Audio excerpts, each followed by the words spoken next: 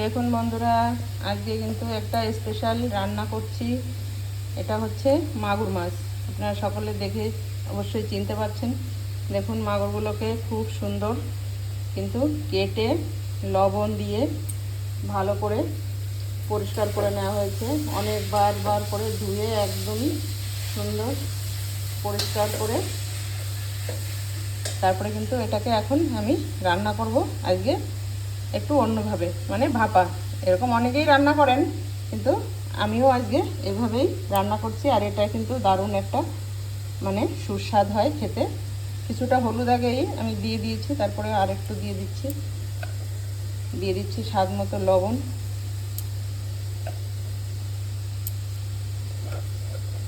দিয়ে দিচ্ছি লঙ্কা গুঁড়ো। এটা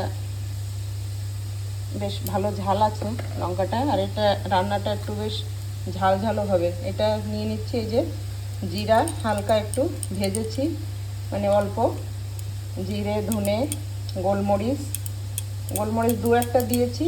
আর বাকি গুড় একটু, মানে গোলমরিচের গুঁড়োও দিয়ে দেবো। আর এর সঙ্গে দুটো তিনটে শুকনো লঙ্কাও বেটে নিয়েছিলাম, এই বাটাটা দিয়ে দিলাম। তারপরে দিয়ে দিচ্ছি এই যে গরম মশলা, এটাও একটু হালকা গরম করে এটা পেস্ট করে নেওয়া। এটাই হচ্ছে মেইন এটার মানে ফ্লেভার, তো এটা কিন্তু দিতেই হবে। আর এই যে আদাটাকেও আমি একদম মানে পেস্ট করে বাটিনি, এটা গ্রেট করে নিয়েছি, এটা দিয়ে দিচ্ছি।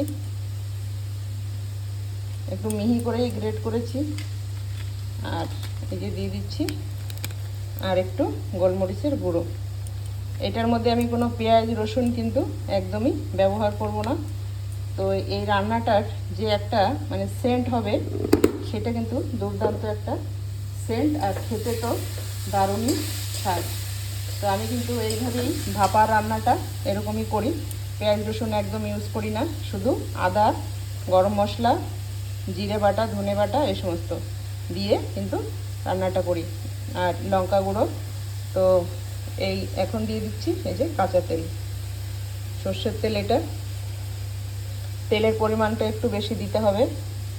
স্বাদের রান্না করতে গেলে, স্বাদের খাওয়া খেতে গেলে কিন্তু তেল মশলাটার পরিমাণ একটু বেশি দিতে হয়, তাতে ক্ষতি ছাড়া ভালো কিছু হয় না। মুখের স্বাদের জন্য কিন্তু আমরা অনেক কিছুই খেয়ে থাকি। আর এখন একটু বেশ ভালো করে মেখে নেব হাত দিয়ে।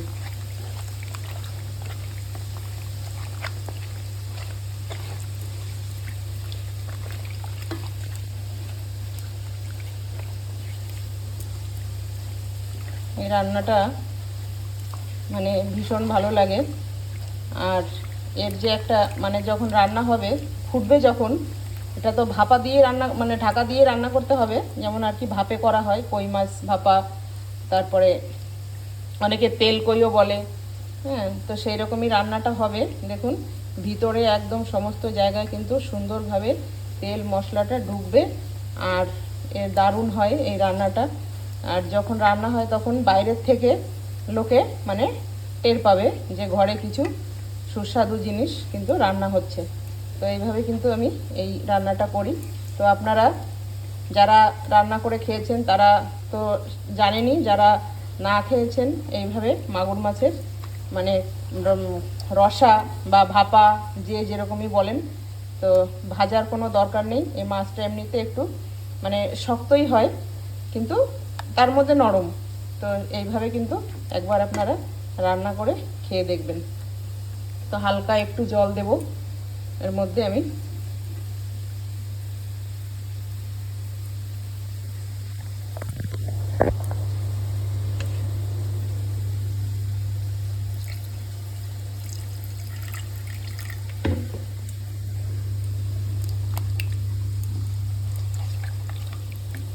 সব রান্নায় কিন্তু পেঁয়াজ রসুনের দরকার হয় না, আর পেঁয়াজ রসুনটা সব জিনিসে মানায়ও না। যেহেতু আমি এইভাবেই রান্না করি, অনেক রান্না দেখেছি যেখানে পেঁয়াজ রসুন ছাড়া কোনো রান্নাই হয় না, কিন্তু আপনারা একবার এইভাবে বানিয়ে খেয়ে দেখবেন, ভীষণ ভীষণ ভীষণ ভালো লাগবে। আর সুন্দর একটা সেন্ট এই রান্নার, ভীষণ ভালো লাগে। এই এক পিস মাছ দিয়ে কিন্তু পুরো আপনার এক থালা ভাত খাওয়া হয়ে যাবে। তো রান্নাটা বসাই, তারপরে আপনাদের দেখাচ্ছি রান্নাটা হয়ে গেলে। তো গ্যাসে বসিয়ে দিলাম।